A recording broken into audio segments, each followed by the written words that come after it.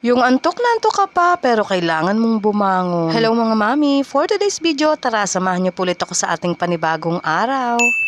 Tamad na tamad pa talaga akong gumising sa mga oras na yan. Naiisip ko lang talaga yung mga gagawin ko. Kayo rin ba mga mami, ganito rin yung nararamdaman nyo kung minsan? Sabi nga ng iba, kailangan ko na raw siguro ng makakasama sa bahay. Abay ano naman kaya ang ipapasweldo ko? Kayang-kaya ko naman palagi yung trabaho dito sa bahay mga mami. Kaya lang kung minsan talaga ay tamad na tamad talaga ako. Siguro nga ganito na yung tumatanda na, nagiging moody na. Pero nung napansin ko nga yung pantulog ko, abay nasiglahan ako. Parang ang ganda kong dito sa video dahil siguro sa pantulog. Char! Kung napansin nyo rin nga mga mami, itong kumot ng Daddy Adje. Ang ganda at ang ganda rin ng tela niya. Nabili ko lang yan sa ukay-ukay. Tingnan nyo naman itong si Tanggol. Abay naipit ko na pala ng mga unan. Abay hindi na gumalaw-galaw. Maganda nga pala mga mami kapag naglagay ka ng bedsheet clip. Tamang-tama nga yan sa may mga batang malilikot. At hindi na nga masyadong magugulo yung cover ng kama ninyo. Pinagsasabihan ko na nga muna ang dalawang yan bago ko nga palabas. Sabi ko nga ay magsibalik na agad kapag nakapupo at uwiwi na. Hindi rin ako mapakali kaya naman susundan ko na nga. Naglakad-lakad muna ako dito sa may tapat ng school. Natatawa pa nga ako dyan at nagpa-video pa ako sa pinsang kong si Buba. Dyan nga sa parang naayan umiikot sila sa tuwing umaga. May bata pa ngang nagpasunod-sunod sa akin. Pinapasok ko na nga ang dalawang ito at gustong-gusto ko nang magkape. Tingnan nyo nga at meron pa ngang dumating na gusto pang makipagmaritisan ay wala pa akong nagagawa. Sabi ko nga dyan sa kapatid kong si Mary ay maghugas na lang ng tasa at dadalawa nga lang ang tasa dito sa loob ng bahay. Tapos ay naghilamos muna ako at nagtoothbrush. Sabi ko naman sa inyo mga mami, kadalasan nauuna pa nga yung pagkakape ko kaysa nga sa pagmumumog, paghihilamos at pagtutoothbrush. Nakita ko ang daming coins dito sa lamesa kaya nga ito nga at inihulog ko na lang muna dito sa aking tibuyo. Tapos ay kinuha ko na rin itong mga sinampay na nilabahan ko pa kahapon. Ako lang ba talaga yung ganito? Hindi ko talaga agad na itutupi ang mga nilabahan at kinabukasan pa. Aminin natin, ang sarap magbihis pero ang hirap magbalik at magtupi ng mga damit. Maaga na rin ako nagsaing tapos ay lalabas nga ako doon sa may kubo at doon nga ako magluluto ng ulam. Maya-maya naman ay dumating nga itong si Daddy Adje na may dalang banana cue. Kaya naman kinakain ko nga yan habang nagluluto ko ng ulam. Adobong pusit nga yung niluluto ko ngayon para sa pananghalian. Sabi ko nga kay Daddy Adje siya na nga ang magluto. Abay inutupa nga ako at ako na raw at masarap daw akong magluto ng adobong pusit. Nilagyan ko rin pala mga mami yun ng sitaw at feeling ko nga ay mas masarap kapag may sitaw. May dumaan nga kanina na magtitinda kaya nga bumili ako ng isang taling sitaw. At fast forward, nakaluto na nga ako mga mami at nakapagkusi-kusi na rin ako doon sa may kubo. Tamang-tama nga at luto na rin itong sinaing. At yung mga kakain na lang yung kulang. Tingnan nyo naman yung magkakapatid, apakasusweet. Kapag talaga dumarating yung si Kenta, ganyan talaga si Tope at si Tanggol. Nung makakain na nga kaming lahat at nakapag-ayos-ayos na ako at nakapaghugas ng pinggan, eto at rest naman. Tingnan nyo naman yung mga bodyguard ko nasa dalawang tagiliran ko. Napansin ko nga itong kuko ko sa may paa. Pwede nang pagtaniman ng kamote. Kaya naman siguro nga ay panahon na para sipagin akong maglinis ng kuko. Naalala ko rin na meron nga pala akong binili na bagong cutics. Kaya naman minekos-mekos ko na nga ang paglilinis niyan. Bihirang-bihira lang naman ako makapagpalinis ng kuko sa iba. Natatakot kasi akong masugatan mga mami kaya naman madalas ako na nga lang yung gumagawa dito sa aking kuko. Kung minsan naman ay nagpapalagay na nga lang ako ng cutics sa aking kapatid na si Ate Mitch. Kaso nga ay maya-maya pa nga kami sa pahapon magsisilabas at mamaya-maya pa nga kami magkikita-kita. Dahil mainit pa nga, sa hapon pa nga kami magpapangita. Kaya naman ako na nga lang yung naglagay. Tingnan nyo naman mga mami at maganda rin naman yung naging resulta. So yun lang muna ulit mga mami for today's video. Thank you for watching. See you on next vlog.